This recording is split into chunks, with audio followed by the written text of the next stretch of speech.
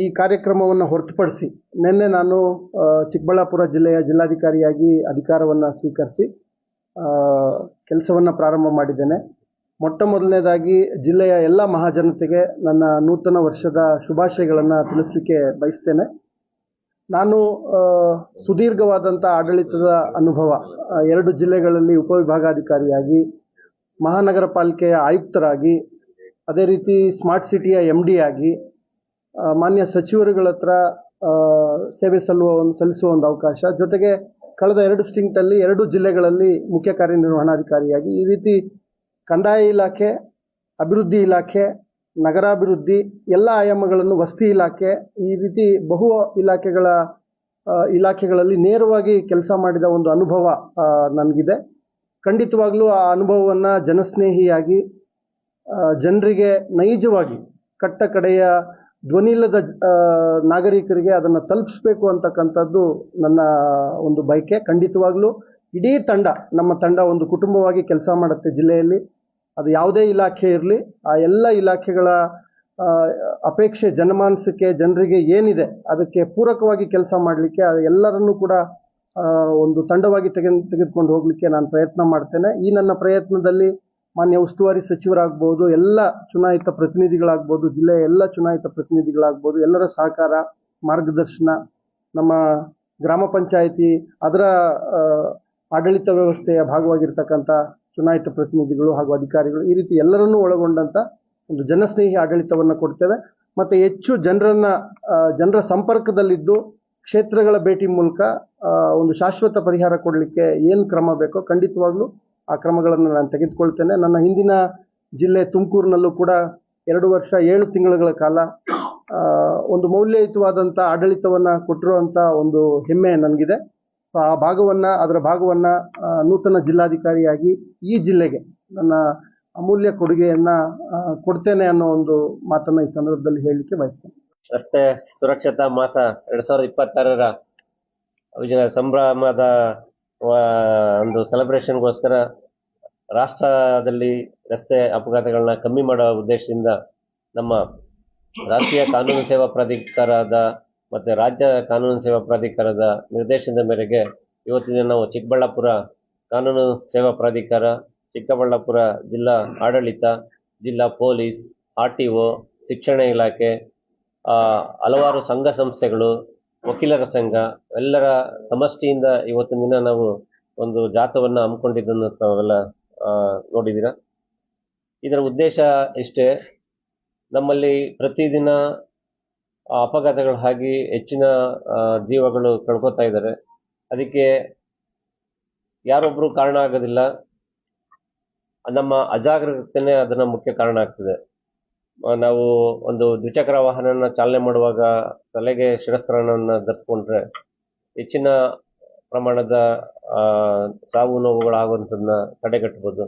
ಸಣ್ಣ ಪುಟ್ಟ ಇಂಜುರಿಗಳಾದಾಗ ನಾವು ಚಿಕಿತ್ಸೆ ತಗೊಂಡು ಮುಂದಿನ ಜೀವನ ನಡೆಸಲಿಕ್ಕೆ ಸಾಧ್ಯ ಆಗ್ತದೆ. ಆದರೆ ತಲೆಗೆ ಏಟು ಬಿದ್ದಂಥ ಸಂದರ್ಭದಲ್ಲಿ ಅಥವಾ ನಮ್ಮ ಬೆನ್ನು ನರಗಳಿಗೆ ಏಟು ಬಿದ್ದು ಆದಂಥ ಸಂದರ್ಭದಲ್ಲಿ ಮತ್ತೆ ನಾವು ರಿಕವರಿಗೆ ಆಗ್ಲಿಕ್ಕೆ ಆಗೋದಿಲ್ಲ. ಅಂಥ ಸಂದರ್ಭಗಳಲ್ಲಿ ಆ ಅಪಘಾತಕ್ಕೆ ಒಳಗಾದಂಥ ವ್ಯಕ್ತಿಯ ಕುಟುಂಬಗಳು ಬಹಳ ಸಂಕಷ್ಟವನ್ನು ಎದುರಿಸೋದನ್ನು ನಾವೆಲ್ಲ ದಿನನಿತ್ಯದಲ್ಲಿ ನೋಡ್ತಾ ಇದ್ದೀವಿ. ಈ ಕಾರಣದಿಂದ ಎಷ್ಟೇ ಜಾಗೃತಿಯಾಗಿ ಕೆಲವರು ಲೇನ್ ಡಿಸಿಪ್ಲಿನ್ ಎಲ್ಲ ಫಾಲೋ ಮಾಡಿ ಚಾಲನೆ ಮಾಡ್ತಾ ಇದ್ರು ಕೂಡ ಕೆಲವರು ಯಾರೋ ಅಜಾಗರೂಕತೆಯಿಂದ ಚಾಲನೆ ಮಾಡಿ ಆ ಸರಿ ದಾರಿನಲ್ಲಿ ಕಾನೂನು ಪಾಲನೆ ಮಾಡಿ ಚಾಲನೆ ಮಾಡುವಂಥವ್ರಿಗೂ ಕೂಡ ಅಪಘಾತ ಮಾಡಿರೋದನ್ನು ನಾವು ನೀವೆಲ್ಲ ನೋಡಿದ್ದೀವಿ. ಇಂಥ ಅವಘಡಗಳನ್ನ ತಡೀಲಿಕ್ಕೋಸ್ಕರ ಈ ಒಂದು ಜಾಗೃತಿ ಅರಿವು ಮೂಡಿಸುವಂಥದ್ದು ಭಾಳ ಮುಖ್ಯ ಆಗಿದೆ. ಆ ನಿಟ್ಟಿನಲ್ಲಿ ನಾವು ತಿಂಗಳು ಪೂರ್ಣ ಚಿಕ್ಕಬಳ್ಳಾಪುರ ಜಿಲ್ಲೆಯ ಎಲ್ಲ ತಾಲೂಕುಗಳಲ್ಲೂ ಹೋಬಳಿ ಮಟ್ಟದಲ್ಲೂ ಕೂಡ ನಮ್ಮ ಜಿಲ್ಲಾ ಕಾನೂನು ಸೇವಾ ಪ್ರಾಧಿಕಾರ ಹಾಗೂ ತಾಲೂಕು ಕಾನೂನು ಸೇವಾ ಪ್ರಾಧಿಕಾರಗಳು ನಮ್ಮ ಎಲ್ಲ ಜಿಲ್ಲಾ ಹಾಗೂ ತಾಲೂಕು ಆಡಳಿತದೊಂದಿಗೆ ಕೈ ಜೋಡಿಸಿ ಈ ಒಂದು ಅರಿವು ಕಾರ್ಯಕ್ರಮವನ್ನು ಇಡೀ ತಿಂಗಳು ಜನವರಿ 30ನೇ ತಾರೀಕು ತನಕ ಮಾಡ್ತೀವಿ. ಅಂತಿಮವಾಗಿ ಜನವರಿ 31ನೇ ತಾರೀಕು ಬೆಂಗಳೂರು ಅರಮನೆ ಮೈದಾನದಲ್ಲಿ ನಮ್ಮ ಕಾನೂನು ಸೇವಾ ಪ್ರಾಧಿಕಾರ ರಾಜ್ಯ ಮಟ್ಟದಲ್ಲಿ ಒಂದು ಕಾರ್ಯಕ್ರಮವನ್ನು ಮಾಡ್ತಾರೆ. ಆ ಕಾರ್ಯಕ್ರಮ ಯಶಸ್ವಿಯಾಗಲಿಕ್ಕೆ ನೀವೆಲ್ಲರೂ ಕೂಡ ನಮ್ಮ ಜೊತೆ ಸಹಕರಿಸಿ ಈ ಸಾಮಾನ್ಯ ನಾಗರಿಕರ ಅಮೂಲ್ಯ ಜೀವಗಳನ್ನ ರಕ್ಷಣೆ ಮಾಡಲಿಕ್ಕೆ ನಾವೆಲ್ಲ ಶ್ರಮ ಪಡೋಣ. ಅದಕ್ಕೆ ನಮ್ಮ ಎಲ್ಲ ಜಿಲ್ಲಾ ಆಡಳಿತ ಇಲ್ಲ ಪೊಲೀಸ್, RTO ಅಧಿಕಾರಿಗಳು, ಎಲ್ಲ ವಕೀಲರ ಸಂಘದ ಸದಸ್ಯರು ಎಲ್ಲರೂ ನಮ್ಮ ಜೊತೆ ಕೈ ಜೋಡಿಸಿದ ಅವ್ರಿಗೆಲ್ಲರಿಗೂ ನಾನು ಈ ಸಂದರ್ಭದಲ್ಲಿ ಧನ್ಯವಾದಗಳನ್ನ ಅರ್ಪಿಸಲಿಕ್ಕೆ ಇಷ್ಟಪಡ್ತೀನಿ. ಈಗ ಇವತ್ತಿನ ಕಾರ್ಯಕ್ರಮದ ಔಚಿತ್ಯದ ಬಗ್ಗೆ 2 ಮಾತುಗಳನ್ನು ಹೇಳಲಿಕ್ಕೆ ಬಯಸ್ತೇನೆ. ಈಗಾಗಲೇ ಅದ್ರ ಬಗ್ಗೆ ಎಲ್ಲ ಹೇಳಿದ್ದೀವಿ. ಮಾನ್ಯ ಜಿಲ್ಲಾ ಸತ್ರ ನ್ಯಾಯಾಧೀಶರು ಕೂಡ ಅದ್ರ ಬಗ್ಗೆ ಹೇಳಿದ್ದಾರೆ. ವೇದಿಕೆಯಲ್ಲಿ ನನ್ನ ಜೊತೆ ನಮ್ಮ ಪೊಲೀಸ್ ವರಿಷ್ಠಾಧಿಕಾರಿಗಳು, ಜಿಲ್ಲಾ ಪಂಚಾಯತ್ನ ಮುಖ್ಯ ಕಾರ್ಯನಿರ್ವಹಣಾಧಿಕಾರಿಗಳು, ಹಿರಿಯ ವಕೀಲರು ಎಲ್ಲ ಇದ್ದಾರೆ. ಅವರೆಲ್ಲರನ್ನು ಕೂಡ ಸ್ಮರಿಸ್ಕೊಳ್ತಾ, ನಾನು ಈಗ ಥರ ನೋಡ್ತಾ ಇದ್ದೆ, ಒಂದು ವರ್ಷಕ್ಕೆ 1,80,000 ಡೆತ್ಸ್ ಓನ್ಲಿ ಬೈ ಆಕ್ಸಿಡೆಂಟ್ಸ್ ಆಗ್ತಾ ಇದೆ. ಅದು ಪ್ರಮಾಣ ಭಾಳ ದೊಡ್ಡದು. ನಾವು ಅರಿವು ಮೂಡಿಸೋದ್ರ ಮೂಲಕ ಮಾತ್ರ, ಪ್ರತಿ ವ್ಯಕ್ತಿ ಅವನು ಸಂಕಲ್ಪ ಮಾಡೋದ್ರಿಂದ ಮಾತ್ರ ಈ ಒಂದು ರಸ್ತೆ ಅಪಘಾತಗಳಿಗೆ ಒಂದು ಹಂತದ ನಿಯಂತ್ರಣವನ್ನು ನಾವು ಮಾಡ್ಬೋದಾಗುತ್ತೆ. ಹೆಸರೇ ಅಪಘಾತ ಅಂತ ಇದೆ, it is an unexpected event. ಹೇಗಾಗುತ್ತೆ ಏನು ಅನ್ನೋದು ಯಾರಿಗೂ ಕಲ್ಪನೆ ಇರಲ್ಲ, ಆದರೆ ಆಗೋಗುತ್ತೆ. ಆದರೆ ನಮ್ಮ ಸುರಕ್ಷತೆ ಮಾಡ್ಕೊಳ್ಳೋ ಅಂಥದ್ದು ಬಹಳ ಮುಖ್ಯ. ಆ ಅರಿವು ಪ್ರತಿ ನಾಗರಿಕರಿಗೆ ಹೋಗಬೇಕಾಗ್ತದೆ. ಆ ನಿಟ್ಟಿನಲ್ಲಿ ಪೊಲೀಸ್ ಇಲಾಖೆ, ನಮ್ಮ ಕಾನೂನು ಸೇವೆಗಳ ಪ್ರಾಧಿಕಾರ, ಜಿಲ್ಲಾಡಳಿತ, ಶಿಕ್ಷಣ ಇಲಾಖೆ, ವಕೀಲರ ಸಂಘ, ಹೀಗೆಲ್ಲ 10 ಹಲವು ಸಂಘ ಸಂಸ್ಥೆಗಳ ಮೂಲಕ ನಾವು ಏನು ಅರಿವು ಮೂಡಿಸ್ತಾ ಇದ್ದೇವೆ ಈ ಒಂದು ತಿಂಗಳು, ಜನವರಿಯ ಸಂಪೂರ್ಣ ಮಾಸ, ಅದನ್ನು ಇನ್ನೂ ವ್ಯಾಪಕಗೊಳಿಸ್ತೇವೆ. ಜೊತೆಗೆ ಆಡಳಿತ ವ್ಯವಸ್ಥೆಯಿಂದ ಏನು ನಾವು ರಸ್ತೆ ಸುರಕ್ಷತೆಗೆ ಬೇಕಾದ ಉಪಕ್ರಮಗಳನ್ನ ತೆಗೆದುಕೊಳ್ಬೇಕು. ಆಗಲೇ ನಾನು ಪೊಲೀಸ್ ವರಿಷ್ಠಾಧಿಕಾರಿಗಳು ಅದನ್ನು ಚರ್ಚೆ ಮಾಡಿದ್ದೀವಿ. ಮುಂದಿನ ಹಂತದಲ್ಲಿ ಎಲ್ಲ ನಗರ ಸ್ಥಳೀಯ ಸಂಸ್ಥೆಗಳಲ್ಲಿ, ಪ್ರಮುಖ ನ್ಯಾಷನಲ್ ಹೈವೇಗಳಲ್ಲಿ ಏನೇನು ಉಪಕ್ರಮಗಳನ್ನು ತೆಗೆದುಕೊಳ್ಬೇಕು ಆ ಕೆಲಸವನ್ನು ಕೂಡ ನಾವು ಮಾಡ್ತೇವೆ. ಒಟ್ಟಾರೆ ಜನಮಾನಸದಲ್ಲಿ ಜನರಿಗೆ, ಸಾರ್ವಜನಿಕರಿಗೆ ನಮ್ಮ ಮನವಿ ಏನಂದರೆ, ತಮ್ಮ ಮೂಲಕ 2 ವಿಷಯದಲ್ಲಿ ಅವರು ಜಾಗೃತರಾದರೆ 90% ಅವರು ತಮ್ಮ ಜೀವನಕ್ಕೆ ಖಾತ್ರಿಯನ್ನು ಪಡಿಸ್ಕೊಳ್ಬಹುದು. ಒಂದು, ಹೆಲ್ಮೆಟನ್ನು ಧರಿಸ್ತಕ್ಕಂಥದ್ದು. 2ನೇದು, ಸೀಟ್ ಬೆಲ್ಟನ್ನು ಧರಿಸ್ತಕ್ಕಂಥದ್ದು. ನಾವು ಬಹುತೇಕ ಆಕ್ಸಿಡೆಂಟ್ಗಳನ್ನು ನೋಡಿದಾಗ ಈ 2ರಲ್ಲಿ ಒಂದು ವೈಫಲ್ಯ ಭಾಳಷ್ಟು ಪ್ರಕರಣಗಳಲ್ಲಿ ನಮಗೆ ಕಂಡು ಬರ್ತದೆ. ಹಾಗಾಗಿ ಅದ್ರ ಕುರಿತು ನಾವೆಲ್ಲ ಜಾಗೃತರಾಗಬೇಕಾಗಿದೆ.